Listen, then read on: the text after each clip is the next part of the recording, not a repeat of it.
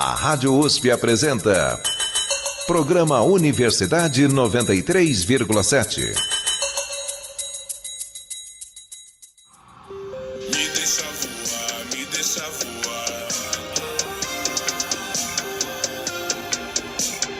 Me deixa voar, me deixa voar. Este programa está dividido em 3 episódios com diferentes perspectivas sobre a questão de gênero no esporte. No programa passado, nossos convidados debateram como o sexismo está presente na prática esportiva. Já no programa de hoje, o terceiro e último episódio, vamos investigar mais a fundo como é a experiência de pessoas trans dentro desse meio. Eu sou João Aguiar e você está no Universidade 93,7. Eu sou o Ricardo Tomé e esse é o especial Gênero e Esporte, onde conversamos sobre as diferentes nuances entre sexo, gênero e esporte. Começamos agora a terceira e última parte deste debate sobre as relações entre sexo, gênero e esporte. Nossos convidados são Kátia Rubio, docente associada da Faculdade de Educação da Universidade de São Paulo, atualmente coordenadora do Grupo de Estudos Olímpicos. Bernardo Gonzalez, professor de Ciências Naturais licenciado pela USP. Bernardo também é colunista do portal Mídia Ninja e jogador do Esporte Clube T Mosqueteiros, time de futebol transmasculino da cidade de São Paulo.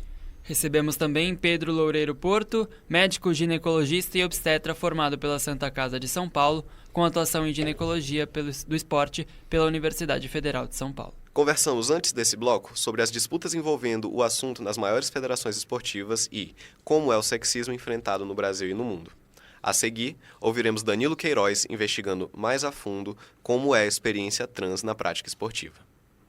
Não é de hoje que pessoas trans, travestis ou intersexo sofrem transfobia ao praticar esporte, sejam eles olímpicos ou não.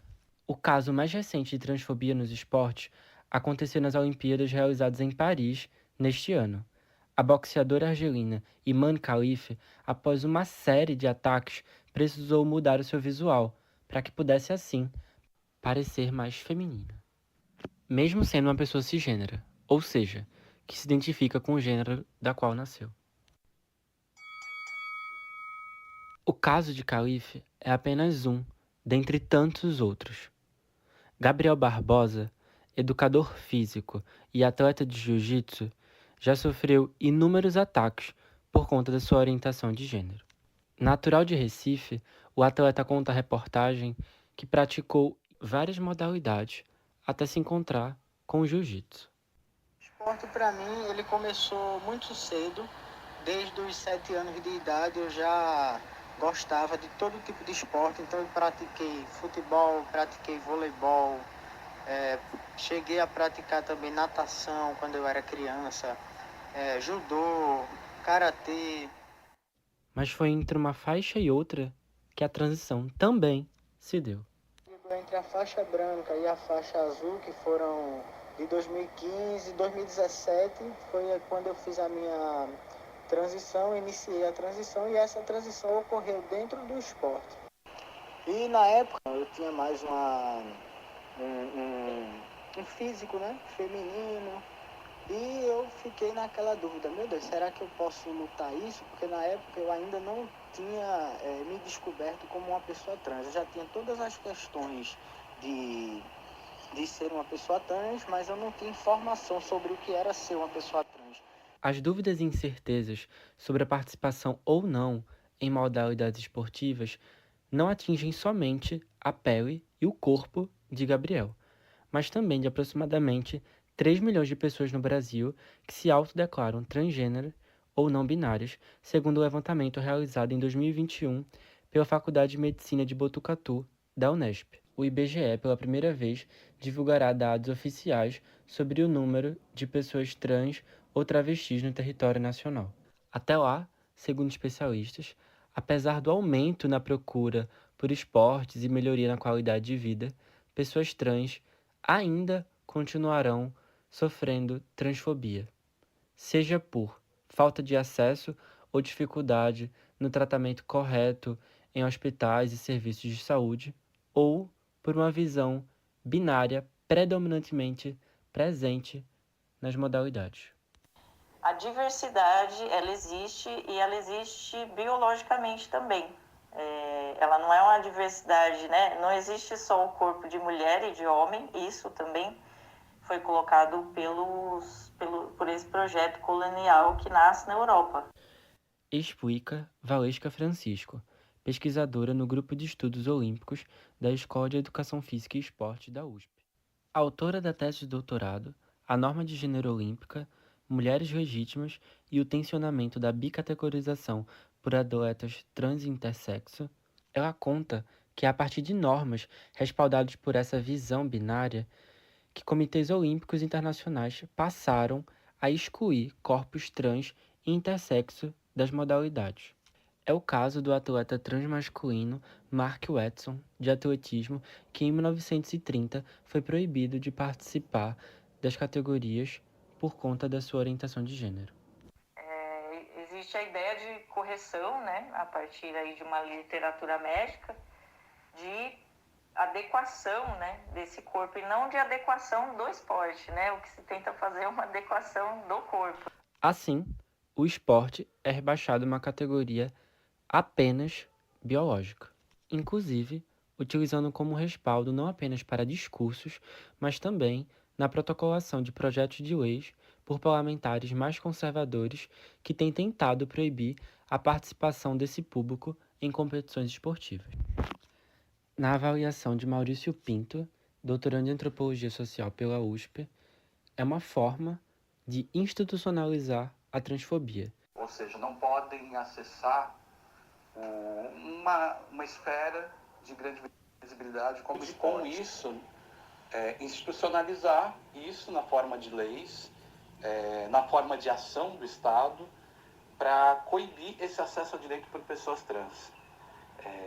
Direitos básicos, né? A gente está falando aí também. E aí, tanto que se vê que alguns desses projetos já foram sancionados em algumas cidades, como na cidade de Chapecó, em Santa Catarina. Requerido pelo deputado federal Daniel Freitas, do PL, que apresentou um projeto para alterar a Lei Geral do Esporte, proibindo atletas trans disputarem com outros cisgênero em competições. Somente ano passado, segundo o levantamento da Folha de São Paulo, no Brasil houve ao menos 69 PLs antitrans, sendo a maior parte apresentado por parlamentares do Centro-Sul. Parte deles sob as justificativas de vantagens indevidas sobre um corpo trans em relação a um corpo cis. A gente não sabe de modo específico como é que um atleta chega ao pódio olímpico, né? Como é que um atleta se torna vencedor, né? Não dá para dizer que isso se dá a partir de um único marcador biológico, né? Existe um corpo completo, inteiro, né? Não dá para fracionar esse corpo e dizer, olha, alguém chegou no pódio olímpico porque tem esse nível de testosterona, porque tem essa altura, né? Porque, enfim, né? É um conjunto, é um combo que forma esse atleta. Segundo a reportagem, o IBGE vai divulgar estimativas do tamanho da população trans no país. Vocês acreditam que esses dados vão ajudar a melhorar a qualidade de vida e a presença no esporte de atletas trans? Como? Bernardo, Kátia. Quer começar, Kátia? Eu acho que o dado em si, ele não ajuda em muita coisa. Não é? Eu penso que é preciso uma educação para a diversidade. Porque, senão, nada, por decreto de lei, a gente sabe que o preconceito, a discriminação não vão resolver nada. Então, ou de fato, existe um diálogo, e veja, quando eu falo diálogo, envolve mais do que duas pessoas, não é? O monólogo é de um só, mas o diálogo é sempre mais do que dois. E eu vejo que esse pode ser o caminho. Porque, senão, o que a gente vai ver num futuro muito breve é se a questão é colocada de forma impositiva, ou seja, no formato da lei, o que a gente vai ver também é um movimento contrário muito forte. E aí, embora nós desconfiemos dos embates e da disputa e da competição que é tão própria do esporte, num embate social, quem tem o poder leva fácil o troféu.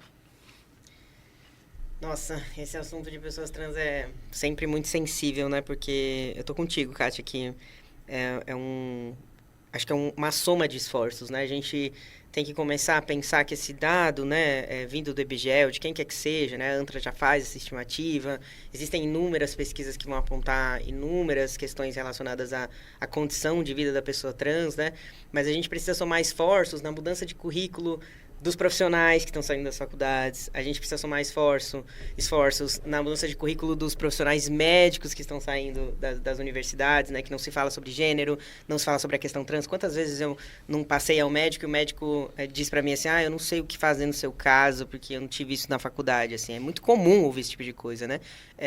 Eu acho que é política pública, é olhar para a saúde mental dessas pessoas, é entender para onde esses dados podem nos conduzir e é trabalho de base, é trabalho que precisa ser feito com esforço, com dedicação. E a gente sabe que, talvez a professora esteja aqui para não me deixar mentir, todo mundo quer meter o pé na educação, né? Um monte de gente que não é da área da educação, que nunca fez nada na escola pública, quer decidir como as coisas deveriam ser dentro da escola pública. E claro, né, a gente sabe que esses assuntos não chegam na escola, não é o acaso também, né? Não se fala sobre sexualidade na escola, não se fala sobre educação sexual na escola, não se fala sobre a possibilidade das crianças serem trans, né? Se nega tudo isso, né? E existe legislação para isso, né? Uma criança não precisa da autorização dos pais para se identificar como ela se identifica. E o que a gente vê, a esmagadora maioria das escolas, é passando por cima desses direitos das crianças, né? Então, eu acho que a gente precisa começar a falar mais dessas leis e ter mais domínio sobre elas, porque os professores não têm domínio sobre nada disso. Quando chega um caso de uma criança trans na escola, para ele tudo é uma novidade, né? E tá na hora da gente parar de falar em pessoas trans como uma novidade, porque é sempre uma novidade. E no esporte é a mesma coisa, né? E para vocês terem uma noção de como isso funciona, claro, eu tô falando de um dado também da área amadora, mas no esporte, pra gente ver essa disparidade, como ela acontece, a maioria dos times LGBTs começaram ali, né, em 2016, teve um boom desses times explodindo na cidade de São Paulo, no Brasil como um todo, né? E times trans, no Brasil inteiro, a gente ainda tem menos de 20. Times LGBT já são mais de 100. Isso não é um dado também ao acaso, né? É um dado que fala sobre a realidade que a gente se encontra. As pessoas trans estão precisando falar ainda sobre poder mijar e cagar, gente, né? É um negócio de ordem básica, né? A gente está sem esse direito garantido ainda, né? E eu quero trazer um caso recente de o Tem Mosqueteiros agora começou um trabalho com crianças, né, com crianças trans, um time de base mesmo, porque a gente acredita que esses espaços não estão sendo garantidos nas escolas, né, e que trazê-las umas para perto das outras, independente da idade, porque é muito difícil constituir um grupo de crianças trans da mesma faixa etária. Então, a gente trouxe todo mundo para um mesmo grupo e está fazendo um trabalho bonito nesse sentido, né, que é falar de coisas básicas, porque essas crianças não têm acesso a nada que as oriente e que as oriente a construir a sua própria identidade, né? E aí, a gente tem uma atleta que é uma menina trans de 8 anos, e eu vi nela um potencial gigantesco para, inclusive, se profissionalizar. E como Tem Mosqueteiros hoje é um time que é muito mais social do que pensado no alto rendimento, eu fui atrás de um time feminino para ela conseguir ser vista, né? E com 8 anos de idade, ela ainda não está na fase da puberdade, já está fazendo tratamento no Antigos, né, que é um ambulatório que vai olhar para a saúde integral dessas crianças. E aí, recentemente, ela ficou selecionada de um grupo de 30 meninas, ela ficou selecionada para disputar um campeonato, não vou dizer o nome aqui, mas minha vontade era de dizer o nome do campeonato, entre as 10, né? E aí, agora, o time, né, o Tem Mosqueteiros está enfrentando uma situação que eles não estão deixando ela participar, com a justificativa, né? Ela já iniciou o processo de retificação do nome dela, do nome do sexo da identidade. Só que ainda não deu tempo dela pegar o novo RG com o nome retificado. Ela está com um nome que consta na frente o nome social dela e atrás o nome de registro. E aí eles estão dizendo que ela não pode participar porque o nome de registro atrás diz que ela é um menino e que, portanto, ela não pode disputar com as meninas. E aí, assim, não é nem sobre biologia, não é mais sobre nada, né? Eles acham justificativa para impedir, né? Então, você imagina, uma menina de 8 anos de idade tentando acessar esse lugar do esporte que deveria ser um direito civil de todas as crianças, ela é negado só porque ela é uma menina trans, né? E, claro, por uma falta de instrução dessa equipe, mas agora a gente está tentando falar com a equipe da organização e eles estão fugindo da gente, assim. O campeonato é sábado e eles simplesmente não estão dando uma justificativa. Trouxeram outro argumento que é aquele, mas e se os outros treinadores souberem que é uma menina trans, assim, né? Então, assim, não tem mais justificativa, né? E aí eu fico sempre pensando nas normas dos comitês olímpicos, dessas federações. A Federação de Natação trouxe um dado que eu acho muito curioso também, né? Que aí quando a gente conecta com tudo, fica muito curioso também e a gente percebe como a cis-heteronormatividade articula os argumentos, né? A Federação de Natação trouxe um dado que as mulheres não podem... Uma nadadora trans foi impedida, né? Sob a justificativa de que ela teve a transição... Me corrija se eu estiver errado, tá, Pedro? Que eu não sou médico, mas sobre a justificativa de que ela começou... entrou na fase da puberdade, que, portanto, ela desenvolveu ali, sei lá, uma capacidade óssea, uma capacidade cardiorrespiratória, XYZ, né? Então, eles trazem sempre esse argumento e que pode, sim, uma nadadora... começar a competir, desde que ela não tenha entrado na fase da puberdade, né? Um outro dado também que a gente tem é as meninas... Peraí que me perdi, gente. A gente tem também as leis antitrans dizendo que crianças trans não existem, né? Então, a federação está dizendo que elas não podem entrar na fase da puberdade, que, portanto, deveriam bloquear a testosterona. Existe um discurso antitrans dizendo que crianças trans não existem, que a gente está tentando impor o gênero para as crianças. E aí, se você bloqueia, você também está errado, né? Porque tem um monte de discurso antitrans dizendo que usar esses bloqueadores provoca XYZ na saúde dessas crianças e que não pode fazer esses bloqueadores. Ou seja, onde está esse meio do caminho para essas crianças trans poderem estar no esporte, né? Tem gente que está dizendo que, então bloqueia. Aí tem uma galera dizendo que não pode bloquear as crianças. E aí, onde ficam essas crianças, né? Acho que a gente tem que começar a trazer esses debates e tentar trazer essas intersecções. E eu quero ouvir muito o Pedro nesse aspecto. Mas o fato é que essas crianças estão sendo proibidas. E a gente está tentando, de alguma forma, chegar. Sábado agora, inclusive, a gente vai jogar, dia 28, a gente vai jogar com essas crianças a primeira vez, num campeonato misto, num campeonato com crianças cisgênero. E ver como elas se saem, porque eu acho que esse direito deveria ser garantido a elas, né? E o que a gente tem tentado fazer enquanto um trabalho social é fazer com que elas percebam que essa é uma possibilidade para elas e a gente tentar, de alguma forma, também tornar isso público, né? Trazer esse dado para a realidade e as pessoas começarem a discutir, as crianças começarem a pensar o esporte como uma possibilidade e pensar elas todas juntas como uma possibilidade também. E daí eu acho que é um caminho também de força para a gente conseguir começar a mudar currículos, a levar esse debate para a escola, a fazer uma resistência com professores que são trans também, porque os professores trans existem, né?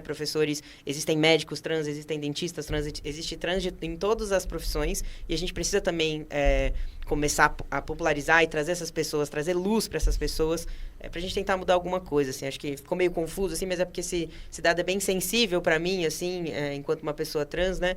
E o quanto a gente olha para trás e percebe um histórico de violência, né? Um histórico de violência que não está só dentro do esporte, ele está em todas as áreas, né? E até hoje é assim.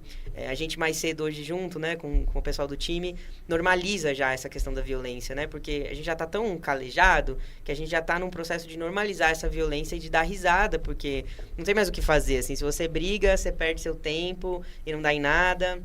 Embora a LGBTfobia seja crime no Brasil, a gente sabe também que é um longo processo ainda até que isso seja efetivamente, como a Lei Maria da Penha também, né? Não podemos deixar de dizer que é uma lei muito boa da perspectiva da escrita, mas da perspectiva da implementação é muito delicada ainda no Brasil, né? E a gente vê os números de feminicídio aumentando, né, consideravelmente. E os casos de LGBTfobia também, a mesma situação, né? O fato de ser crime não quer dizer que as pessoas parem de morrer. E a gente sabe quem está morrendo no Brasil. E não são pessoas trans brancas, não são pessoas trans brancas escolarizadas, são as mulheres travestis em situação de prostituição que estão sendo assassinadas, né? Quando a gente usa esse dado de forma leviana, eu acho perigoso também. A gente tem que trazer quem é que está morrendo, né? E a gente sabe quem é que está morrendo, são as mulheres que estão na margem, e esse trabalho começa na escola. Eu acho que a gente não tem como fugir dessa discussão, embora eu acho que, não sei, né, se o PT ou se o governo de esquerda vai tocar nesses assuntos, né, porque eles sequer estão aceitando um RG menos transfóbico, né, então não sei quem vai olhar por nós, e eu costumo sempre dizer, né, acho que parafraseando Sueli Carneiro, entre a direita e a esquerda, eu sou uma pessoa trans, e acho que passo a palavra aí. Bernardo, deixa eu juntar um pouco os dados, né, do que vocês falaram, porque eu acho que a gente... Eu entendo muito o que você está falando, porque assim, a gente vive hoje em dia no mundo cis, tá? de atender pacientes cis, no caso, a gente já tem um problema muito grande hoje que nem ia falar sobre isso, mas é só para dar um exemplo muito rápido, que é a questão do chip da beleza, né? Então, assim, não sei quantas pessoas acompanharam isso, mas atualmente a gente tem a Sociedade Brasileira de Ginecologia e Obstetrícia, de Medicina do Esporte, de Endócrino, de Cardio, de Geriatria, de Dermato, fazendo um mutirão muito grande para que a gente tenha uma interrupção, né, do uso desenfreado de hormônios, certo? Que são aplicados de forma subdérmica em mulheres e homens também, tá bom?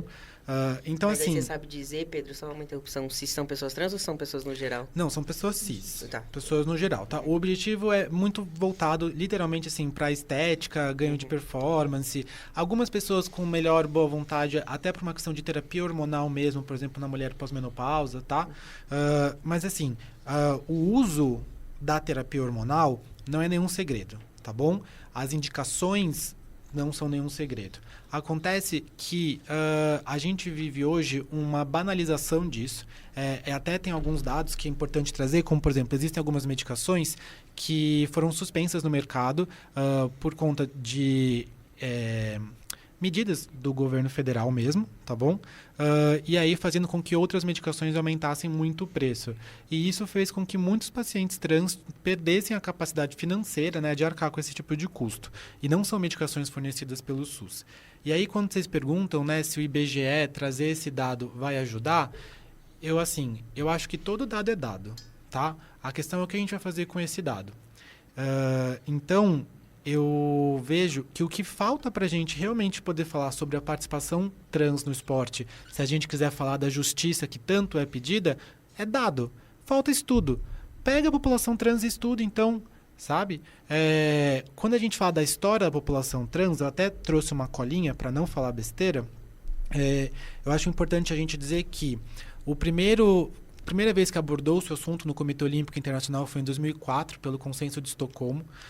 E o Consenso de Estocolmo ele foi composto por 6 homens e uma mulher, são todos velhos, são todos brancos, são todos heterossexuais. Então, assim, a gente já tem... Se não me engano, europeus também. São todos europeus também, claro, não. Só para deixar claro. Em 2004 a gente nem entra nesse mérito. E aí, esse consenso, ele é um consenso que é considerado hoje em dia, se eu for ler tudo isso para vocês, não vou, obviamente, mas ele é muito agressivo, porque ele é pautado na heteronormativação. Então, assim, você pode ser trans, desde que você participe de todos os procedimentos, inclusive cirúrgicos, para a sua transição completa. Então, isso fala de mutilação de genital, isso fala de mutilação de órgão sexual secundário, né, de terapia hormonal prolongada, entendeu? E a gente tem que entender que isso não são coisas fáceis de ter acesso e que alguns países, como é proibido, você está excluindo aquela população de competir. Depois dessa questão, né, um dos motes foi o caso da indiana que eu falei, né, mas a gente viu outros casos de hiperandrogenismo. Tem um segundo consenso, que é de 2015, que é o consenso da redesignação sexual e de hiperandrogenismo. Esse foi escrito por 20 pessoas, tá bom? E eles são entre diversas nacionalidades e tudo mais. Mas é importante pontuar que nenhuma dessas pessoas abertamente se diz como não hétero, tá? E não cis também. Então, assim, já tem um viés menor, porém um viés. E aí, o mesmo problema da escola, né? O mesmo problema da escola. Não, eu vou chegar lá. E aí, o que acontece? Desde 2015, há um conceito que nunca foi comprovado cientificamente, tá bom? Mas que, assim, até eu pessoalmente acredito nesse conceito, porque ele faz muito sentido pela fisiologia, que é qualquer transição feita antes da puberdade, a gente vai considerar como o sexo redesignado como sexo biológico, certo? Isso por quê? Porque se você pegar uma criança de 6 anos, raspar o cabelo dela e botá-la de costas para você, uma menina e um menino, né, assim, falando agora biologicamente, de costas, sem cabelo, sem cueca, sem nada, de costas, você olha, você não sabe quem é quem. Entendeu? Se é da mesma idade, mais ou menos do mesmo tamanho, mais ou menos do mesmo porte físico, você não consegue falar aquela menina, aquele menino, né? Então, assim, a gente entende que a partir da puberdade a gente começa a ter as diferenciações. E aí tem muitos estudos com um N muito pequeno, né? Então, assim, é verdade que o homem, quando entra na puberdade, ganha, sim, mais massa muscular, ganha, sim, mais massa óssea, aumenta a capacidade cardiorrespiratória. Beleza, isso tudo é verdade, mas, assim, quanto? Por quanto tempo? né? Por quanto tempo depois da puberdade isso realmente fica? Será então que se eu falasse para você que, hipotético, tá? 2 anos bloqueando o eixo e fazendo bloqueio de testosterona, aquela mulher trans já não tem a mesma capacidade cardiorrespiratória de uma mulher cis? Não sei, não tem esse estudo, certo? E por que não tem esse estudo? Porque ninguém quer saber essa resposta, entendeu? Não, e mais do que isso, você teria que fazer uma pesquisa com seres humanos que, do ponto de vista ético, Talvez. é complexo. Não, assim, fazer uma pesquisa prospectiva realmente não aconteceria. Agora, fazer uma pesquisa retrospectiva incluiria um status social que nós não estamos lá. Sim. Que é, por exemplo, ter dados coletados de um atleta trans ao longo da transição, que não vai acontecer, entendeu? Pelo menos não aconteceu, né? Pode ser que aconteça no futuro, mas até agora a gente não tem. E aí, quando eu falei que a posição do Comitê Olímpico é um pouco vergonhosa, é principalmente por conta da resolução de 2021. A última resolução deles, de uma forma bem resumida, é o seguinte: eles falam que o esporte é aberto para todo mundo e que o Comitê Olímpico Internacional ele não tem capacidade, devido às múltiplas modalidades e todos os nuances, certo, de cada modalidade, de definir o que é e o que não é considerado justo. Então ele colocou na mão de cada uma das suas próprias federações que definisse isso, certo? Então, assim, aquele conceito de 2015 de que a testosterona tem que ser até, sei lá, acho que era 10, 12 nanogramas e tudo mais. 5 nanomol. 5 nanomol, que é 5 nanomol ou 12 nanogramas. Tem uma coisa assim, 5 nanomol eles tiraram, né? Cada um vai definir o seu. E daí, quando a gente fala, por exemplo, da IAF, que a gente estava falando, né, que é a Federação Internacional de Atletismo... Agora é World Athletics. World Athletics. Quem define as regras é um comitê composto por ex-atletas, dos quais nenhum deles é trans. Então, assim, como que eles vão definir? Primeiro, assim, são ex-atletas. Cujo presidente corre o risco de se tornar presidente do Comitê Olímpico Internacional. Perfeitamente. Então, assim, como que a gente vai definir isso, né? Faltam dados. E aí, quando a gente... E eles mantiveram uma coisa em relação a 2015, que é a questão da transição pré-puberdade. E aí, puxando o gancho do que o Bernardo falou, para a gente poder falar de uma transição pré-puberdade, a gente tem que falar sobre sexualidade com a criança, certo? E como que a gente vai fazer isso se toda vez que a gente vai falar sobre... não vou nem abordar ainda sexualidade, vou dar um passo ainda mais para trás, tá? Quando a gente vai falar sobre consentimento com criança, então assim, se o professor não pode te tocar onde você faz xixi, tá bom? Isso o pessoal já fala que é propaganda, que isso já é definir a ideologia de gênero, exatamente, né? Vai ter canudinho de piroca, né? Porque Uma madeira de isso é piroca. uma madeira de piroca, né? Vocês cortam isso na edição depois, vocês põem um pi. Mantém, eu manteria. Então, assim, a gente vai ver isso. E daí, primeiro, então, tem uma dificuldade muito grande da gente poder identificar, abordar, acolher, para poder ver o que faz com esse assunto. Nossos convidados são Kátia Rubio, docente associada da Faculdade de Educação da USP e também coordenadora do Grupo de Estudos Olímpicos. Bernardo Gonzalez, professor de Ciências Naturais, licenciado pela USP. Além disso, colunista do portal Mídia Ninja e jogador do Esporte Clube T Mosqueteiros, time de futebol transmasculino da cidade de São Paulo. Pedro Loureiro Porto, médico ginecologista e obstetra formado pela Santa Casa de São Paulo, com atuação em ginecologia do esporte pela Universidade Federal de São Paulo.